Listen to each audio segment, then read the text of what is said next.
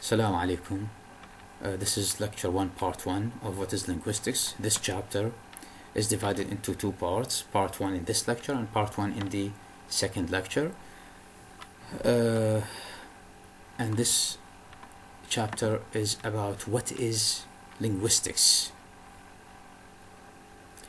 First and foremost, it explains why studying linguistics, how linguistics differs from traditional grammar as two approaches studying language, and outlines the main subdivisions of the subject, the scope of linguistics. In this lecture, we'll deal with these three main points. What is linguistics? We try to define linguistics and find out why we study linguistics. And then what is a linguist? And then how does linguistics differ from traditional grammar? Now, starting with what is linguistics?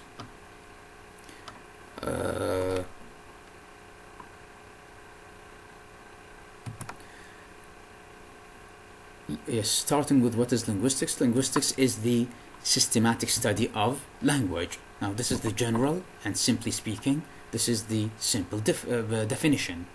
Now, why studying linguistics? Why do we study linguistics? What is the reason behind studying linguistics? Now, there are 5 reasons mentioned in the first pages of your book or textbook. A, most people spend immense amount of their life using language. They use language to talk, to listen, and in advanced societies to read and write. So this is a reason that drives us to study language. Another reason is that the use of language is an integral part of being a human. What distinguishes a human being from animal is the use of language. What distinguishes a human being, the sane human being, from an insane human being, crazy ones, is the use of language. So this is a reason causes us to study language. 3, all languages are surprisingly similar in their basic structure. Yes, there are so many languages, and all of them have verb, adjective, subject, object, noun, complement, adjective, and so on, and so on and so forth. Now, all these are common to all languages. So this is not a coincidence. This is a reason why we study linguistics or language. 4, the inability to use language adequately can affect someone's status in society. I just said that using language in society can indicate your status, whether poor, rich, good person, bad person, educated, uneducated, and so on and so forth. Now, this is a reason why we study language. And finally, this increasing number of scholars and scientists realize that they need to study language more deeply. Why? Because it affects the humanities and science. Now, for these 5 reasons,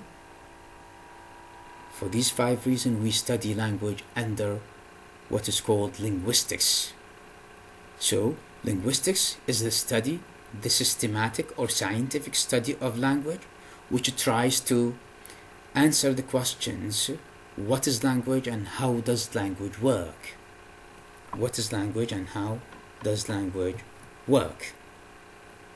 Now, the second topic is, what is linguists? What is a linguist? So the linguist here is a person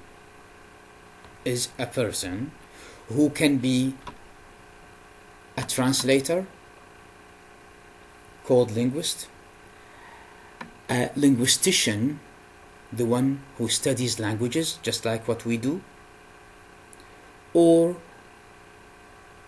a language who speaks more than one language, a person who speaks more than one language. So these 3 definitions to a linguist. Now, what definition are we after here in the course of linguistics? Of course, the second one, which is linguistician. A linguist or linguistician. What are the qualifications of this person? This person needs to know about the languages he or she deals with. Not know the language, no, know about the language or languages. Okay? Which means a linguist in the sense of linguistics, experts need not be fluent in languages, though they must have a wide experience of different types of language. Okay, so this is the point. We do not need to speak these languages that we are studying. Rather, we need to analyze, to investigate certain linguistic phenomena. Now, 3, they are skilled objective observers. Linguisticians or linguists. They are skilled objective, not subjective. Objective means studying scientifically. Observers rather than participants, consumers of languages. They do not use languages. They do not speak these languages. They do not consume them. They are observers, describers of these languages. Now this is who or what a linguist. Now the third point, the third main point is how does linguistics differ from traditional grammar? Now linguistics is an approach to the study of language, and traditional grammar is another approach to the study of language. The traditional grammar is older than the linguistics or descriptive grammar. Now let's find out the differences, which are detailed, hugely detailed in your textbook. First, the most important linguistics is descriptive, not prescriptive, which means linguistics deals with descriptive issues, while traditional grammar deals with prescriptive issues. This means that linguists are interested in what is said, ما يقال, not what they think ought to be said. ما يجب أن يقال, ليس ما يجب أن يقال. They describe language in all its aspects, but not prescribe. They describe فقط وصف, not prescribe rules of correctness. وليس إعطاء القواعد الصحيحة لتتبع. Now, those who work on linguistics describe languages. They do not dictate how to use them. The same point, they do not say what we should follow. And the notion of absolute and unchanging correctness is quite foreign to linguists. They do not deal with this is correct and this is not correct. They deal with this is how language is used.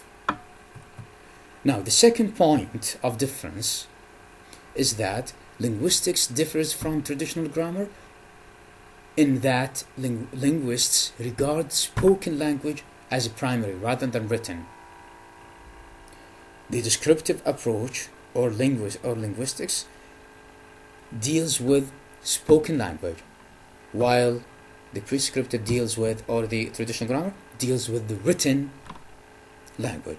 People insist on modeling language in accordance with the use of the best authors. Of course, they take their data from the best authors, from the scriptures like Quran or Genesis or Bible or so on, while linguists or descriptive linguistics takes its data from the native speakers of the language.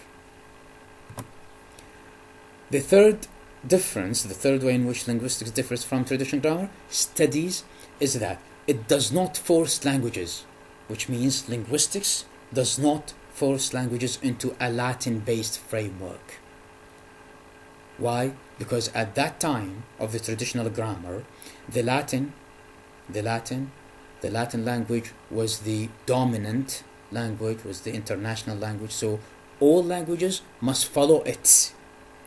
And studying any language must keep in pace with Latin, with the Latin language. Linguistics, on the other hand, I mean descriptive linguistics, do not have any, descriptive linguistics does not have any concern with this principle.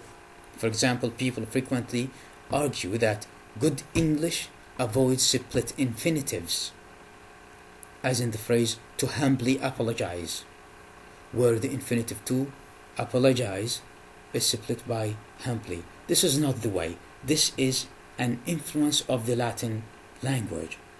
Each language must be described separately. Each language has its own rules, its own phenomena, its own cultural specifics, and so on. So, according to the traditional grammar, they used to describe all languages according to the Latin language, while descriptive grammar or linguistics does not deal with such a principle. They describe language as it is. That's all for this lecture. If you have any question, if you have anything that you do not understand, just say it in a voice message to the telegram channel, and I'll be glad to answer it, in whatever language, in Arabic or English. Thank you very much. Wait for me for the next part of this lecture.